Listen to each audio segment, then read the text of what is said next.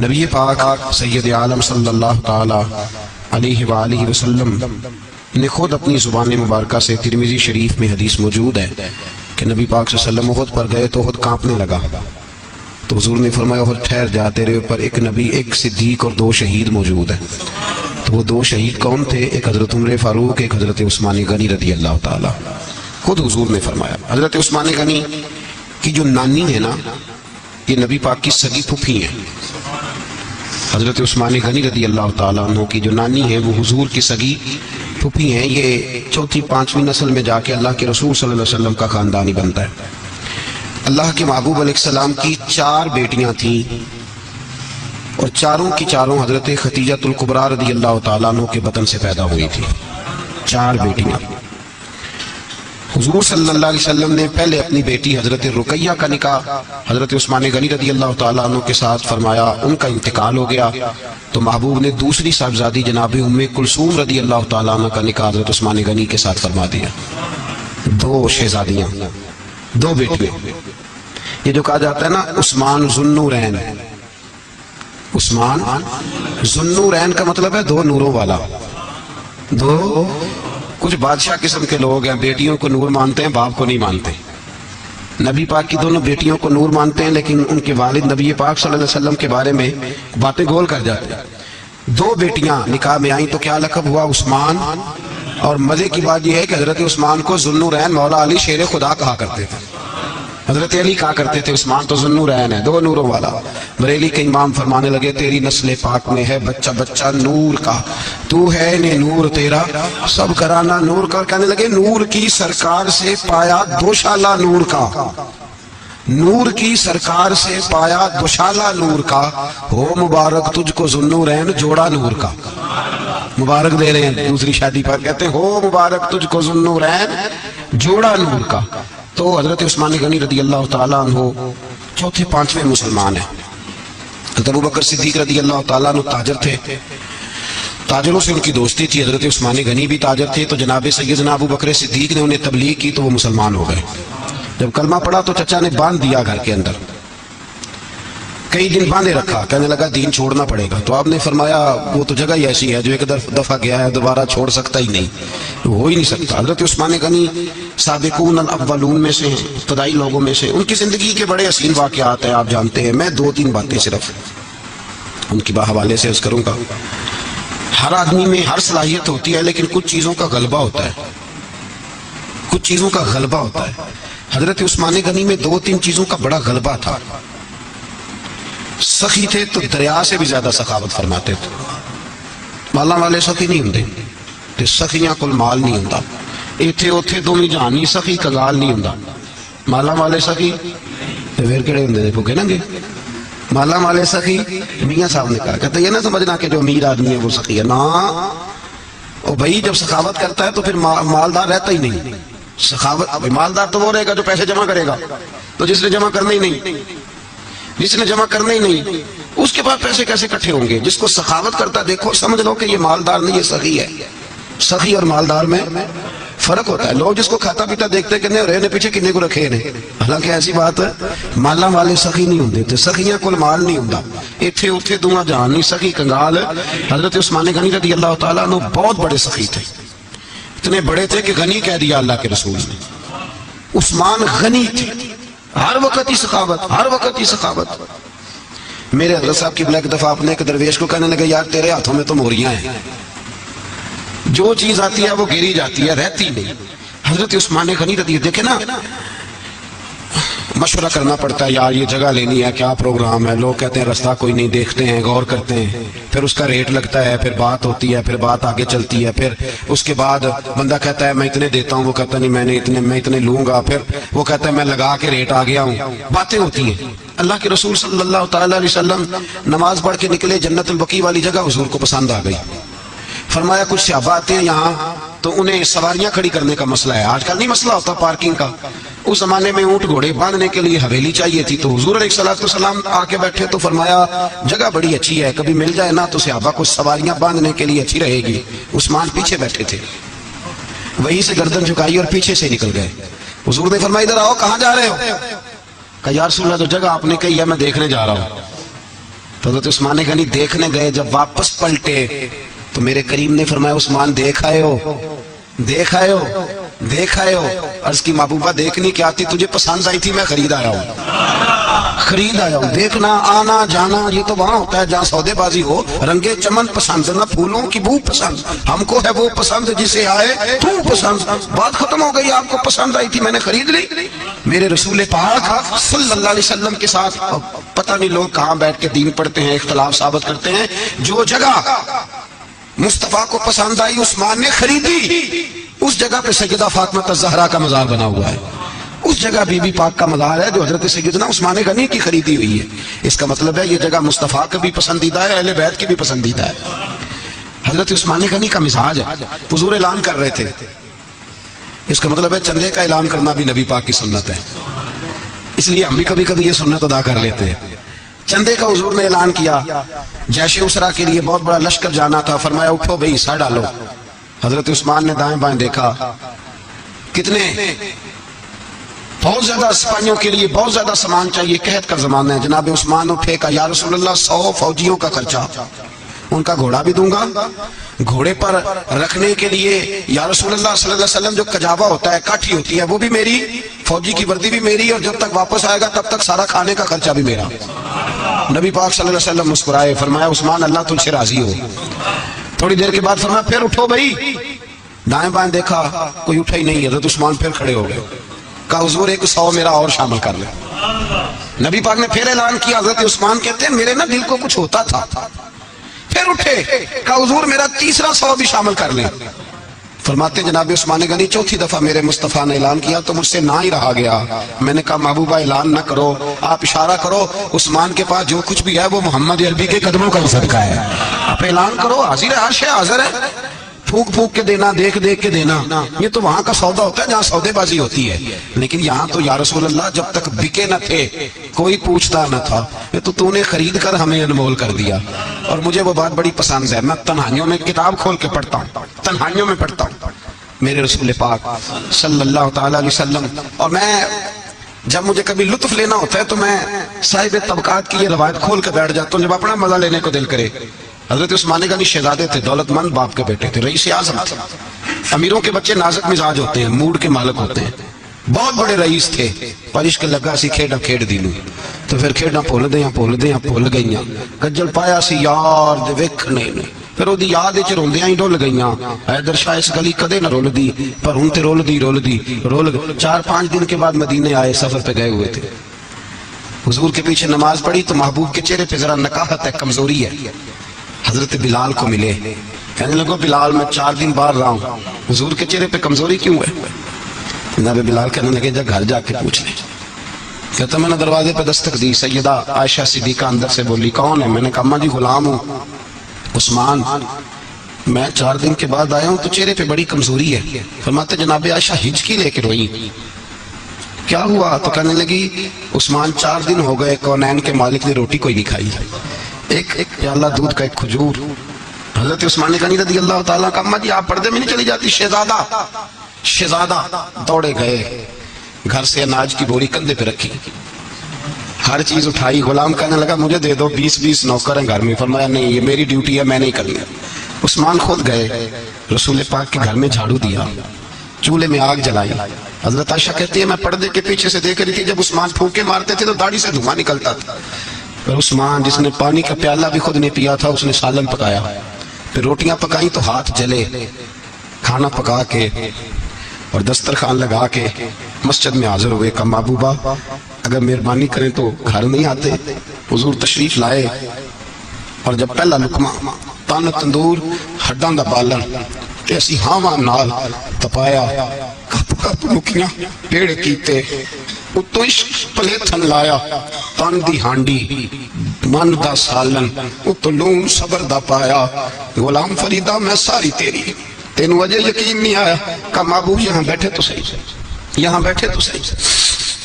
حضور تشریف فرما ہوئے، اور پہلا لقمہ جب نبی پاک نے منہ میں رکھا تو عثمان تڑپ کے روئے، 600 دینار نیچے رکھے، یا رسول اللہ میں نے دولت کو آگ تو نہیں لگانی اگر تیرے کام نہ آئے. حضور کس کام کی یہ جائیدادیں, کس کام کی؟ اگر آپ کے گھر میں 4 دن کھانا نہ پکے. حضرت عائشہ صدیقہ فرماتی ہیں عثمان تو چلے گئے, یہ کہہ کے تو میرے مصطفیٰ نے پھر ہاتھ اٹھائے اور ایسی دعا دی کہ میں تڑپ اٹھی, میں رونے لگی. حضور نے جھولی اٹھا کے کہا اللہ میں عثمان سے راضی ہوں, تو بھی میرے عثمان سے راضی ہو جا. اللہ میں راضی ہوں, تو بھی راضی ہو جا. اور بھائی یہ درد, یہ ذوق, یہ مزاج, یہ انداز, یہ حضرت عثمان غنی کو اللہ نے عطا فرمایا. آپ آج لوگ اعتراض کرتے ہیں ہم پہ, کہتے ہیں تم پہلے مدینے بعد میں مکے, زیادہ دن مدینے تھوڑے دن, یہ کیا انداز ہے تمہارا؟ سنو حدیبیہ جس کا ذکر قرآن مجید نے کیا, ید اللہ فوق ایدیہم, پڑھو نا گھر میں جا کے قرآن مجید. حضرت عثمان غنی رضی اللہ تعالیٰ عنہ ساتھ تھے جب نبی پاک صلی اللہ علیہ وسلم 1400 صحابہ کو لے کے عمرے کی نیت سے نکلے. حدیبیہ کی مقام پر کافروں نے روک لیا, کہا عمرہ نہیں کرنے دیں گے. حضرت سیدنا عثمان غنی کو نبی پاک نے سفیر بنا کے بھیجا. جناب عثمان غنی کئی سالوں کے مکے سے بچھڑے تھے, سامنے کعبہ نظر آیا, احرام بندھا ہوا ہے. جب سفیر بن کے گئے تو ابو سفیان کہنے لگے عثمان ہم تیرے رسول کو تو ابھی عمرے کی اجازت نہیں دیتے, باقی لوگ تو نہیں آتے, وہ سامنے کعبہ ہے, وہ حجر اسود ہے, وہ سارا کچھ ہے, طواف کرنا ہے تو کر لو, استلام کرنا ہے تو کر لو, اگر تم نے کعبے کے اندر نماز پڑھنی ہے تو پڑھ لو, صفا مروہ کے پھیرے لگاؤ, تمہیں اجازت ہے. نبی عثمان غنی فرمانے لگے قسم ہے رسول کی زلفوں کی, جب تک میرے مصطفیٰ طواف نہیں کریں گے عثمان بھی کوئی نہیں کرے گا. عثمان بھی وہ کون سا طواف ہے جس میں طواف اور مدینے والا نہ ہو؟ وہ کون سا عمرہ ہے جس میں عمرہ ہو اور رسول پاک نہ ہو؟ وہ کون سا حج ہے جس میں حج ہو اور امام الانبیاء نہ ہو؟ بریلی کے امام بول پڑے, فرمانے لگے حاجیو آؤ شہنشاہ کا روضہ دیکھو, کعبہ تو دیکھ چکے اب کعبے کا بھی کعبہ دیکھو. اور فرمانے لگے غور سے سن تو رضا, کعبے سے بھی آتی ہے صدا, میری آنکھوں سے میرے پیارے کا روضہ دیکھو. یہ ہمیں حضرت عثمان غنی نے سکھایا ہے عقیدہ, یہ عقیدہ حضرت عثمان غنی کا ہے. بات دور نکل جائے گی. محبت معیار ہوتی ہے, محبت روح ہوتی ہے, محبت اصل ہوتی ہے. حضرت عثمان غنی رضی اللہ تعالیٰ عنہ سے کسی شخص نے کہا کہ عثمان کوئی تبدیلی بھی آئی نبی پاک کے غلام بننے کے بعد, حضور کے غلام بننے کے بعد کوئی تبدیلی بھی آئی؟ لوگ اپنی اپنی تبدیلیاں بتاتے رہے. جناب عثمان غنی نے 2 جملے کہے, لوگ کہتے ہیں ہماری چیخیں نکل گئیں, یہ میرا آج حضور سے پیار کی محبت اور عشق کا یہ رنگ عثمان غنی کا. حضرت عثمان غنی کہنے لگے تم تبدیلی کی بات کرتے ہو, میں نے جب سے نبی پاک کے ہاتھ میں سیدھا ہاتھ دے کے بیعت کی ہے, میں نے یہ ہاتھ دوبارہ کبھی گندگی کو نہیں لگایا. اور فرمایا جب سے پہلی نظر سے جلوہ بددہا دیکھا ہے, میں نے اس کے بعد اپنی شرمگاہ کو بھی کبھی نہیں دیکھا, اس لیے کہ ان آنکھوں میں رسول اللہ کے جلوے رچ بس گئے. یہ معیار پیدا کیا جناب عثمان غنی. اور مدینہ منورہ سے جو محبت ہے نا مسلمان کی, اس کا اگر اصل رنگ دیکھنا ہو تو جناب عثمان غنی کو زندگی کو دیکھا جائے. اصل رنگ, جناب عثمان غنی بہت بڑے امیر تھے, بہت بڑے امیر المومنین, لاکھوں مربع میل پہ حکومت تھی. چند 100 آدمیوں نے آ کے گھیر لیا عثمان غنی کے گھر کو, اور کربلا میں تو 3 دن پانی بند رہا ہے, حضرت عثمان غنی پہ 40 دن پانی بند رہا, 40 دن. اور حضرت امام حسین کے خیموں کے گرد تو پہرا دینے کے لیے جناب عباس تھے. اور میں تاریخ کے سارے معتبر حوالے عرض کر سکتا ہوں کہ جب حضرت عثمان غنی کو خطرہ ہوا تو مولا علی شیر خدا نے امام حسن اور حسین کو تلواریں پکڑائیں اور فرمایا دروازے کے آگے کھڑے ہو جاؤ, کوئی بدبخت تمہارے خالو عثمان غنی کے دروازے تک جانے نہ پائے. اور اس دروازے سے پھر گیا بھی کوئی نہیں, اس لیے کہ وہاں حسنین کریمین کا پہرا تھا. جو گیا بے ایمان تو پیچھے سے چڑھ کر کے گیا. حضرت عثمان غنی لاکھوں مربع میل کا حکمران, یہاں جس کے پاس چند ووٹ ہوں وہ دندناتا پھرتا ہے, جس کے پاس 4 باڈی گارڈ ہوں اس کی بات وہ کرتا ہے تو ہوا میں. حضرت عثمان غنی کے پاس ہزاروں کی فوج ہے, چند 100 لوگوں نے آپ کے گھر کو گھیر لیا, شہید کرنا چاہتے ہیں. نبی عثمان غنی رضی اللہ تعالیٰ عنہ کے پاس حضرت علی رضی اللہ تعالیٰ عنہ, کئی اور لوگ گئے. کہا عثمان 3 باتیں ہیں, یا تو ہمیں اجازت دو, یا تو تم تھوڑی دیر کے لیے خلافت چھوڑ دو, حکومت چھوڑ دو, چند دنوں کے لیے کسی اور کو امیر بناؤ.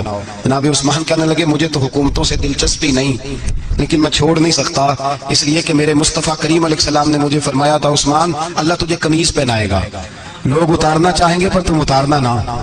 فرمایا میں سمجھ گیا ہوں, اس سے مراد یہی ہے, میں نہیں چھوڑتا. کہا عثمان پھر اس طرح کریں, ہمیں اجازت دیں, یہ چند 100 لوگ ہیں, ہماری تلواریں چند منٹ میں فیصلہ کر دیں گی, جناب عثمان غنی فرمانے لگے میں نبی پاک کا شہر اپنی وجہ سے خون میں رنگ دوں، میری وجہ سے؟ نبی پاک علیہ السلام نے فرمایا تھا کہ مینڈا ہوگا، بکرا، جس کی وجہ سے میرے مدینے کی گلیوں میں خون بہے گا، میں وہ بکرا نہیں بننا چاہتا۔ فرمایا میں نہیں چاہتا میری وجہ سے خون بہے اور حضور کے مدینے میں بدامنی ہو۔ عثمان کی جان جاتی ہے تو جائے، پر نبی پاک کے مدینے میں شور نہیں ہونا چاہیے۔ اے پائے نظر ہوش میں آ، یہ کوہ نبی ہے، آنکھوں سے بچلنا یہاں بے ادبی ہے۔ تو کہا عثمان پھر اس طرح کرو، کچھ دنوں کے لیے مکے چلے جاؤ۔ میری بات کی سمجھ آ رہی؟ کچھ دنوں کے لیے مکے چلے جاؤ۔ تو جناب عثمان نے داڑھی پکڑ لی، کہنے لگے دیکھ رہے ہو ساری سفید ہو گئی ہے، میں نبی پاک کا شہر چھوڑ کے نہیں جانا چاہتا، میں رسول اللہ کے مدینے میں مرنا چاہتا ہوں، میں نہیں چھوڑوں گا حضور کا شہر۔ یہ انداز ہے جناب عثمان کا۔ چونکہ جو وقت آپ کو دیا تھا وہ قلیل ہوتا جا رہا ہے اور باتیں ہیں کہ سامنے کھلتی ہی جا رہی ہیں، سامنے آتی ہی جا رہی، ہر چند مشاہدہ حق کی ہو گفتگو یہ رہتی بھی نہیں، بادہ و ساگر کہے بغیر، اور کیسا دستور زباں بندی ہے تیری محفل میں، بات کرنے کو ترستی ہے زباں میری۔ پلٹتا ہوں اس موضوع کو چھوڑتا ہوں۔ حضرت سیدنا عثمان غنی با حیا بڑے تھے۔ کیا بڑے تھے؟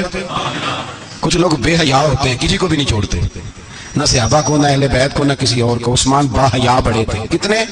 حضرت عائشہ صدیقہ فرماتی ہیں، مشکات میں مسلم میں موجود ہے، آپ فرماتی ہیں نبی پاک بیٹھے تھے تو حضور کی نا پنڈلی مبارک، مرد کے لیے حکم ہے ناف سے گھٹنے تک چھپا کے رکھے، پنڈلی ننگی ہو بھی جائے نا یہ پنڈلی، تو اس کی اجازت ہے شریعت میں مرد کے لیے۔ فرماتی ہیں اللہ کے محبوب لیٹے ہوئے تھے اور حضور کی طامت پنڈلیوں سے تھوڑی اونچی تھی، تو حضرت ابوبکر صدیق آئے تو نبی پاک نے فرمایا آ جاؤ، حضور لیٹے رہے۔ ماتی تھوڑی دیر گزری تو حضرت عمر فاروق آئے، حضور اجازت ہے، تو نبی پاک صلی اللہ علیہ وسلم نے فرمایا آ جاؤ، نبی پاک لیٹے رہے۔ چند لمحے گزرے تو عثمان غنی آ گئے، حضور آ جاؤ، فرمایا ایک منٹ۔ اللہ کے حبیب اٹھے، طامت مبارک کو سمیٹا، پنڈلیوں کو ڈھانپا، حضور بیٹھے، عثمان آئے، باتیں ہوئی، چلے گئے۔ حضرت عائشہ کہتی ہے میں پردے کے پیچھے سے دیکھ رہی تھی، میں حاضر خدمت ہوئی، کا محبوبہ سمجھ نہیں آئی۔ آئے ابو بکر بھی ہیں، میرے والد آئے، عمر بھی ہیں، مقام ان کا بھی بڑا ہے، اور عثمان آئے تو آپ نے کپڑا سیدھا کیا، فرمایا عائشہ میں اسے حیا نہ کروں جس سے اللہ کے فرشتے بھی حیا کرتے ہیں۔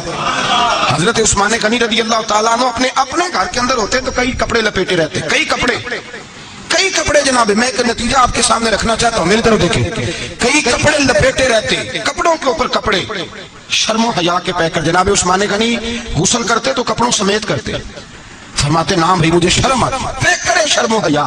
اس کا نتیجہ کیا نکلا؟ حضرت رقیہ رضی اللہ تعالیٰ عنہ کے ساتھ جناب عثمان غنی کا جب نکاح ہوا تو ابھی پردے کی آیتیں نہیں آئی تھیں، شرم و حیا کے پیکر تھے، ابھی پردے کا حکم نہیں آیا تھا۔ صحابہ بے دریغ آتے جاتے تھے ایک دوسرے کے گھروں میں۔ اللہ کے محبوب علیہ السلام نے گوشت پکایا تو فرمایا حضرت اسامہ بن زید کو جاؤ عثمان کو بھی دے آؤ۔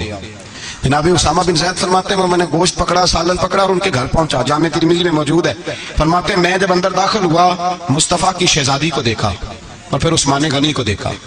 فرماتے ہیں جنہیں میں نے دیکھا ایسا جوڑا میں نے کبھی نہیں دیکھا تھا، میں بس ہلکا سا مسکرا کے پلٹ آیا، نہ انہوں نے کچھ پوچھا نہ میں نے کچھ بتایا۔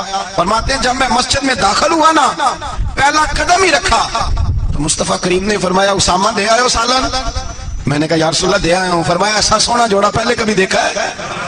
دیکھا ہے کبھی؟ میں نے کہا نہیں حضور میں نے نہیں دیکھا۔ تو میرے مصطفیٰ کریم علیہ، یہ لفظ ترمذی کے نہیں، یہ شاہ ولی اللہ صاحب نے ازالۃ الخفا میں لکھے، میرے محبوب پاک علیہ السلام نے فرمایا عثمان کی شکل ایک تو جد الانبیاء ابراہیم خلیل اللہ سے ملتی ہے، اور دوسرا فرمایا اگر کسی نے میرے جلوے دیکھنے ہو تو وہ بھی عثمان کے چہرے میں نظر آئیں گے۔